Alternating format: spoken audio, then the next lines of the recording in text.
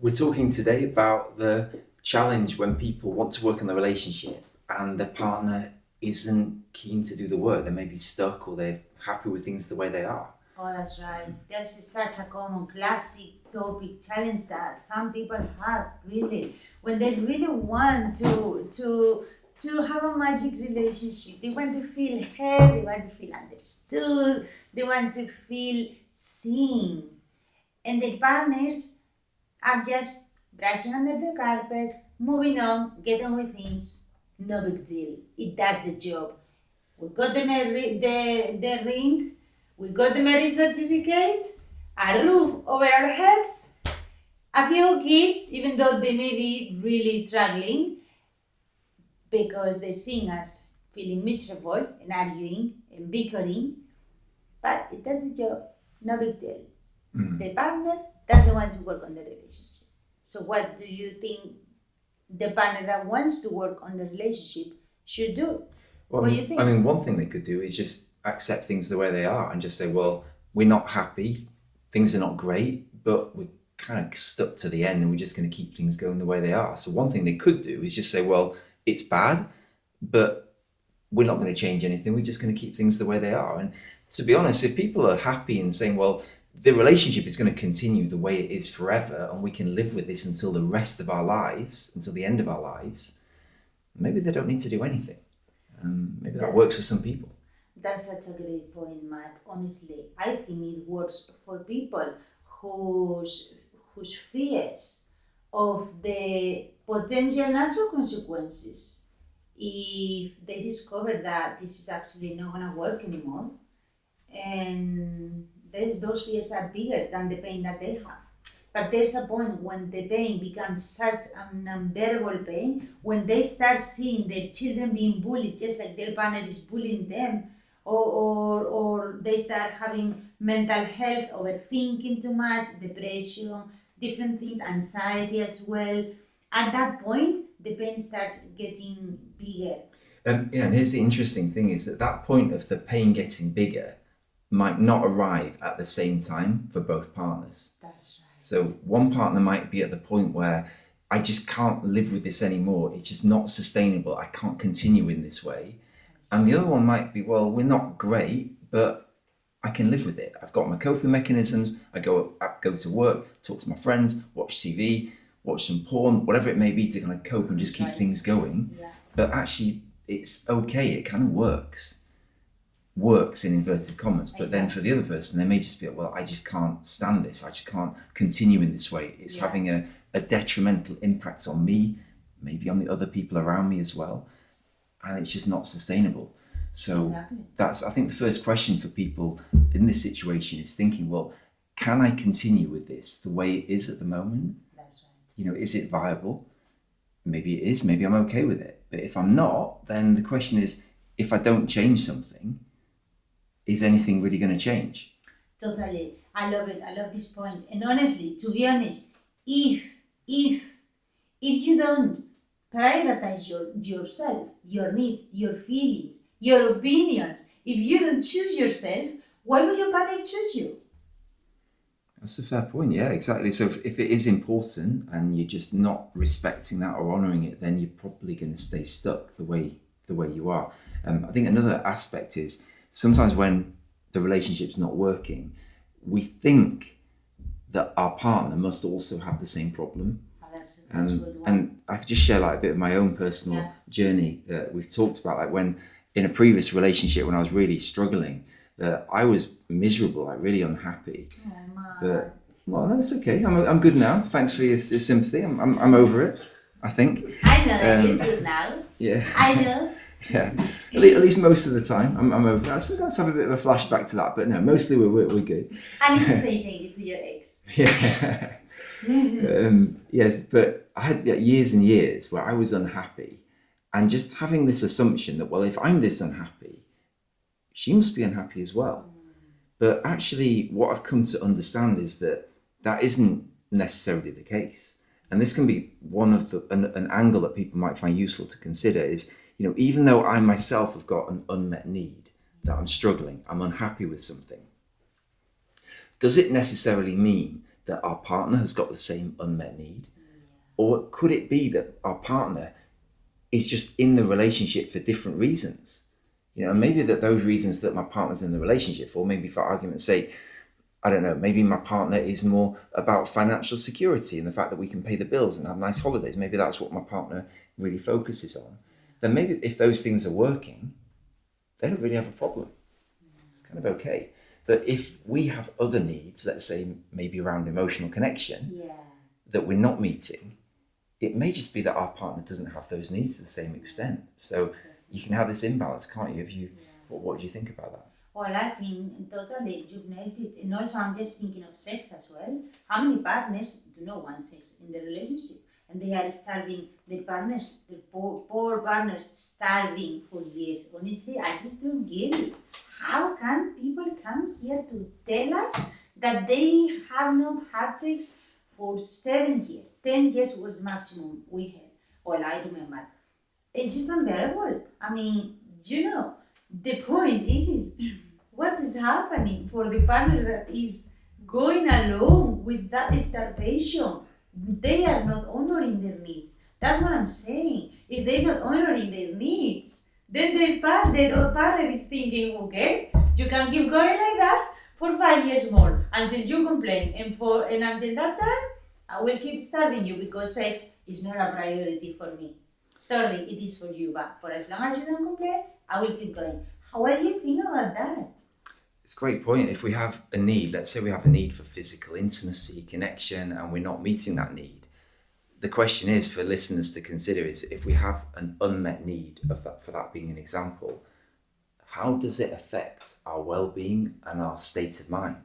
Totally. Yeah, how does it impact it? Because what normally happens if we have these unmet needs, what people start to do is develop some kind of coping mechanism, which could be maybe drinking a bit too much, just doom scrolling on social media, maybe it's porn, maybe it's just going out with our friends, but we'll develop some other way of like coping with it. But the question is, do we want a life of coping and just surviving, but where we're not really meeting our needs? Totally. It's worth considering. Exactly. And talking about sexual intimacy, physical intimacy, and also emotional intimacy that you said before, honestly, I don't really understand how can people get surprised, shocked when they discover that their partners have been unloyal. I don't know where the surprise feeling comes from because it was totally predictable. What do you think? That's right. Yeah, it comes out somehow, doesn't it? Yeah, so that disloyalty or infidelity could be a version of a coping mechanism. You know, maybe rather than my disloyalty being through watching porn, it could be through finding someone else that wants to help me to meet that need. Exactly. And ultimately, we're only human here. We need to meet our needs, and if we don't, then it has a consequence. That's right. But I just think that it doesn't start as a coping mechanism. It starts as a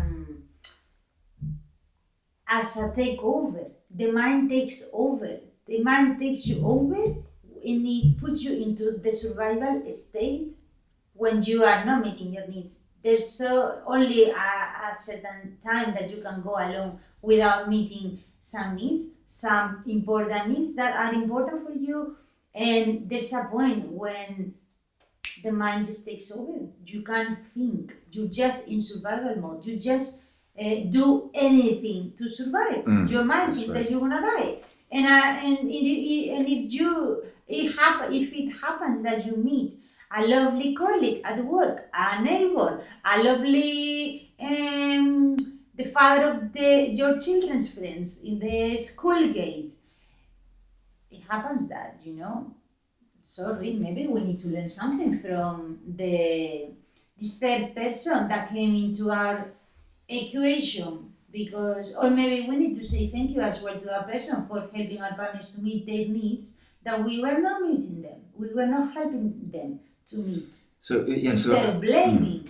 That's right. And I think also no one starts off wanting to go down that route, and no one starts off, I don't think, wanting to not support their partner to meet their needs. It's just a pattern that people get into, but as you say, it can lead to behaviour that we probably wouldn't want to get involved in. And in terms of our theme of today, I'm sure there are people where you've been you've been trying to raise this issue with your partner, that you want to improve the relationship, you don't want to have to resort to any of these things, but that at the moment it's just not working, but the conversation is just landing on deaf ears. And I was just wondering, what are your thoughts on how best to engage? If someone's in that situation where they're unhappy in the relationship, they're struggling, they want to work on it with their partner, but the conversation just isn't getting anywhere. How should people start to approach that? What can they do? Well, I've got it very clearly, honestly, and I've done this myself, and this is why I am with you, happily married. Because in the past, I had a partner, and I asked him, hey, this is not working. How about working together in our relationship? Let's go to find some professional expert in relationships. And he said, well, I'm busy with business and you need to go and sort yourself. You have a lot of issues with your parents. Yeah, but we don't communicate. We keep arguing all the time. We keep wanting to be right and wrong. Like, this is just, I'm crying the whole time. This is not like it was. No, I'm busy, business. Just get on with things. You just go and do whatever if you want. So, what do you think I did? I did went to a guy who helped me. Well, tried to help me really. Anyways, long story short, I did definitely sort myself. Okay. Put myself in a very good place, and in my case, I left my ex-partner. But as you know, in some other cases, some people actually, well, I love these messages that I receive when sometimes, let's say the lady wants to work on her relationship because she's choosing herself, like I chose myself. Even though your partner may not be choosing you at that time, you choose yourself. And then you go and do it. And then what happens is that 2 months later, I receive a WhatsApp, the lady saying, oh, Rebecca, you can't imagine what is happening. My partner wants to do the program now with me. Because he's saying that he doesn't know what I've done, but I am different. And that's exactly the way. Yeah, you choose your partner doesn't choose you, you choose yourself. Yeah. You go and work on yourself. You can invite your partner, like I did. So let's talk about that. So let's talk about that inviting. So what you said is that one outcome here is that you might end up just doing the work yourself, which is what you did.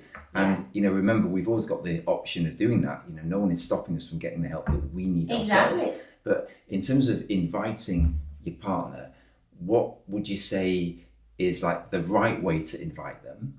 And what would you say is the wrong way to invite them?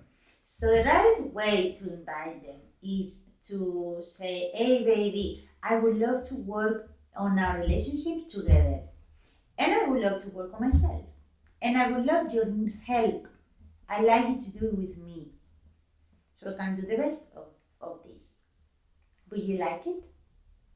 Okay. Yes or no? So what you're saying... Because I'm doing it anyways. Yeah. I would like you to do it with me. I see. So you're saying that if you invite in that way, say it's a priority, say that the relationship matters and that you want it to work and that you'd like to do the work together with your partner. Exactly. But also that you're committed to doing it anyway, whether they join or not. Exactly. But that if we could do it together, then that would be a wonderful thing. Yeah. That sounds like a great formula. And I just want to contrast that with, what would you say is the way, or like one of the ways that people get it wrong? Like if they don't see it that way, what do most people tend to do when they're in that situation? You go. Yeah, so I would say, so I'll give you my take and then you chip in. So I would say that from my experience and the conversations I've had, the most common way people get it wrong is that they drop into some kind of persuasion or convincing of the other person. What they try to do is try to argue the point, like, oh, come on, we should do this. Oh, it's really matter. I really want to work on it. But you're affecting the kids, by the way. So they fall into some form of pressure, manipulation, persuasion. And the challenge with that is, in some ways, it makes perfect sense, doesn't it? If you want to get something, you start trying to persuade. But the challenge is that it actually has the opposite effect to what you really want. Because rather than the person feeling drawn to want to work with you, they're actually put off and they just really dig their heels in. Yeah, that's true. So I guess the challenge for people like listening or watching is like, how can I raise this thing without it getting worse and without my partner just digging their heels in Yeah. because they feel that they're being persuaded or convinced Yeah. to do something Yeah. that they just don't want to do. Mm-hmm. What do you think? Well, I think that I might have done that in the past with this ex that I was talking about, and he didn't want to come. So, anyways, I totally agree with that. Yes, and also another thing that we tend to do is to blame. To blame. You need to go, like you were saying, persuasion, pushing, trying to convince. Fighting, combating. We need to go because you need to solve yourself. You need to work on yourself because this is what you do. You argue all the time. You're so insecure, Matthew. You are this, you are that, and just focusing on the other person, the other partner, rather than focusing on ourselves and asking for help. I would love you if you do it with me, but I'm doing it anyways because I know that I have things to work on myself, and this is gonna help me a lot in the relationship. I want to learn how to communicate better, how to learn to communicate, how to listen, how to make my partner to feel listened to feel heard, how to ask for what I need in a way that pays off. I think it's a great starting point. What you've described is like owning like my part of it. So for anyone wanting to invite their partner, again, like instinctively, when we're struggling and we don't really know what's going on, it's so easy for that to become a form of blame. And you just need to learn to stop doing this, or you need to get to understand this. And then all of a sudden we're on the defensive. Whereas if you just think, like anyone listening, when you're making that invitation, if you can start that conversation or frame it in a way of just owning it, at least something, and saying, look, I know there are things that I'm doing here that are not helping or maybe making things worse, and I really want to work on those things. Yeah. So I think it just then is quite disarming. Yeah. And again, maybe the person wants to join, maybe they don't, but I think that gives you a much better chance. Exactly. I love it. What we're talking about here, Matt, is about the power of influence, right? You want to work on yourself. You are inviting your partner. You're saying that you're gonna do it anyways, yes or yes. And I would love you to come with me and do it together. And I'm doing it anyways. And then as your partner sees that you are actually following up on your word, you're actually doing it. It's not just words, it's actions. Your words and your actions are congruent. Because they're thinking, they're not gonna do it because I'm not doing it anyways. They're just trying to go, this is another strategy. No, I'm actually doing it. I own it. And I detach. If you don't want to do it, own it and detach. That's right. Own yourself and detach from whatever they do. Can you control it?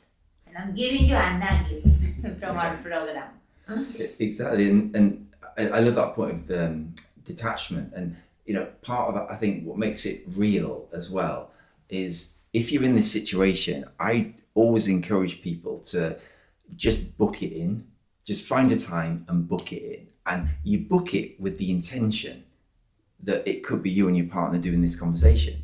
And then you can invite them and say, look, this is when it's happening and I'd love to do it together, but just to let you know, I'm doing it anyway. So it has that power of action. So you're actually taking a step towards doing something, because let's face it, if we don't take action and do something different, then things are probably just going to stay the same. Yeah. Which again, maybe we're okay with them staying the same, but maybe we're not. Yeah.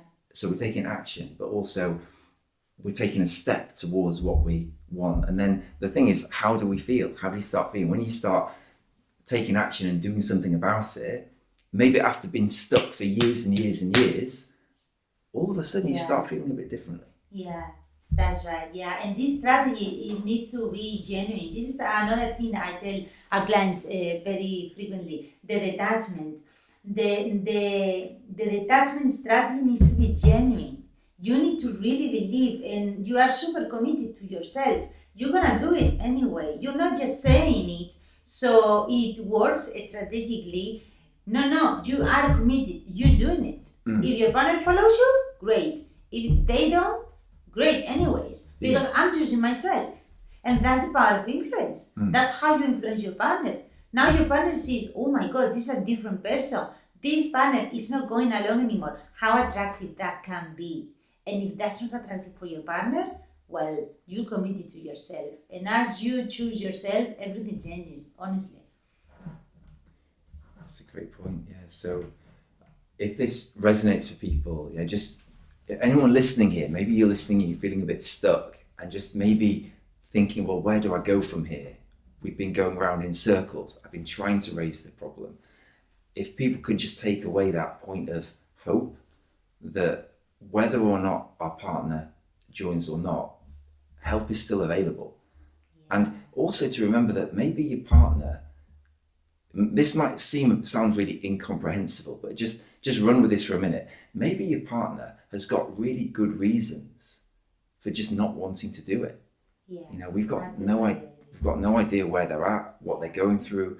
So just considering it a point of compassion really for your partner, that maybe your partner wants to do it, maybe they don't. But if they don't, then they probably know what's best for them. And maybe it's the right thing. I was gonna say exactly the same thing. I love this point. It's really, if you really genuinely love your partner, then you may want to give them a loving, helping hand by you shifting inside, making yourself feel better, having better strategies, emotional strategies. No matter what life throws at you, you can deal with it with grace rather than disgracing yourself. Communicate better, be more assertive, be more loving. When we change ourselves, we can be more loving to our partners. That is the power of influence. This is how we influence our partners. And if they're in a space where they actually not ready, they will in the later on. Like this lady doesn't need this WhatsApp. They will. And if they want, then we are gonna help them for sure. Always influencing them with the energy of love. That's right. And also, maybe, as you say, there can be a scenario where the partner joins further down the line. Maybe they just need to get ready to come along. But also, maybe that they just never are ready and they've just got a different path. And, we just got to honour where people are at. Everyone's got their own story, their own journeys. Maybe they really are okay with the way they are and they don't want to improve things. And it's just, it's like respecting that in a way. And considering that, think about it this way, which is more loving really? Is it to respect our partner the way they are, even the challenges that they have, or is it more loving to try to change them and mold them into something that we want them to be? Because that may be coming from a good place, but what effect is that going to have really? And ultimately, maybe we do decide that our breakthrough might even be that the relationship isn't the right one for us to be in. Who knows? But that's a few steps down the line. What we can say first of all is, well, let's at least understand from our own side what's working, what isn't working, what we can do differently. And maybe our partner joins us, maybe they don't. That's okay. That's right. Yeah, I love it. That's right. Yeah. I agree with you. There's no point in staying miserable in a miserable relationship. It's just it's horrible. So we've had a question from the audience, which is, what if only one partner thinks there are issues? So what if the other partner just thinks there are no issues, that everything's kind of okay the way things are? Oh, that's a very good question. Honestly, if I have issues and my partner thinks that there are no issues, you know what? I'm very clear. I'm gonna show my partners the issues that I have by working on myself. Because if my partner thinks that everything is fine, it's fine for them, not for me. Yeah, that's right. We've got to remember. For who? Yeah. There are no issues for who? Are you thinking of yourself, or are you also thinking of me? Because this may be the first issue, that you only think of your needs, of your feelings, if you have. Sometimes they don't have. Yeah, it's an example of the boundaries, isn't it? Really, when you think about it, because if I myself believe there are issues, then that's my truth.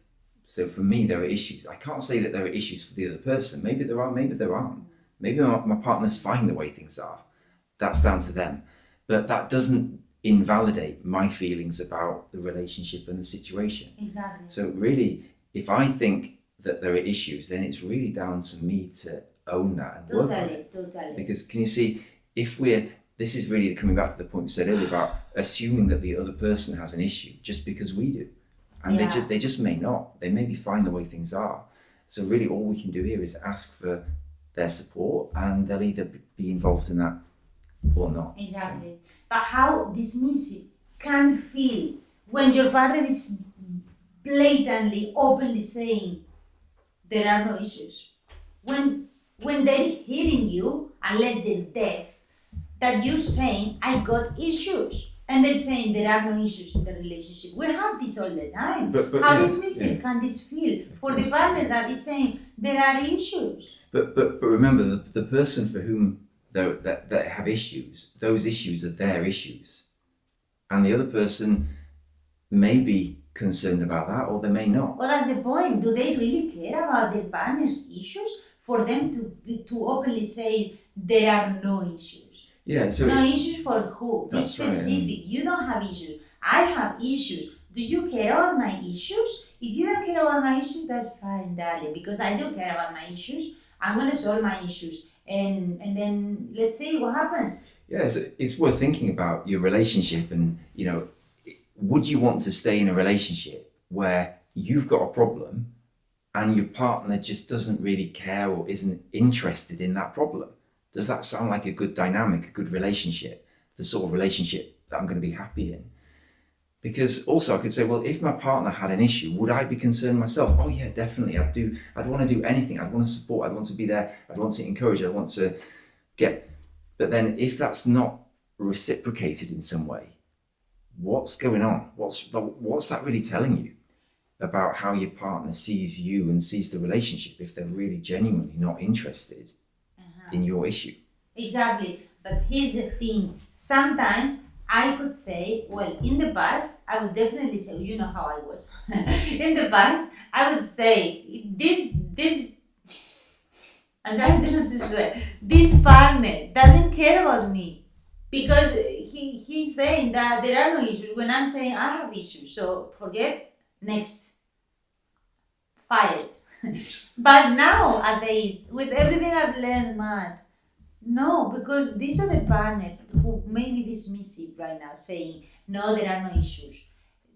He or she may be saying that deliberately to punish the other person who is saying yes, there are issues, because they're so freaking resentful after so much hate that they just say no, there are no issues, because they know that the other partner has a lot of issues, and they may as well, but they're just pissed off because there's so much resentment. This is what I'm saying. If you have issues, like you're saying, Matt, you just go and solve your issues. And that's how you inspire your partner to follow you, to do this with you, or maybe now or later. And if they still don't budge, then thank you very much. Next. Exactly. So just to say for people, you may have a goal of working with your partner on the relationship, and that's completely valid and justified. But ultimately, all you can really do is make an invitation, and then you'll find out the truth. Mm-hmm. Maybe they want to, maybe they don't. But either way, just to reassure people, we can still help, and other people as well. Other people can give you help, whether it's us or anyone, whether you're with your partner or not. So don't feel that you're stuck, that you can't change something just because your partner isn't on board, at least for now. That's so right. That was my final thought. Really, do you want to finish up with anything? anything? No, I love it. Your final point, Yeah. We can keep going. We can keep going forever. I get that. Your final point. We're done. Okay. But there was actually one thing I wanted to add. So if you're listening to this or watching this in October 2024, we are running a live session at the end of this month. We'll have the details in the description, where we're going to be doing a Q&A and talking more about this theme. It's such a common question, common challenge that people have when they reach out. So if this is something that resonates for you, make sure you click in the link and get registered for that. And we'd love to engage with you, see what questions you've got, and go through this in much more detail, step by step, to serve you around this point. Don't hold back. Don't stay sitting with your problem, with your issues. Choose yourself. Or maybe you're okay with the way things are and you're happy for them to stay like this forever and ever and ever. And maybe that's okay too. Some people need to suffer a little bit more, and that's okay too. So either way, we're here to support. So thanks for joining us today. And yeah, we've really enjoyed sharing with you, and we'll be in touch really soon. Bye.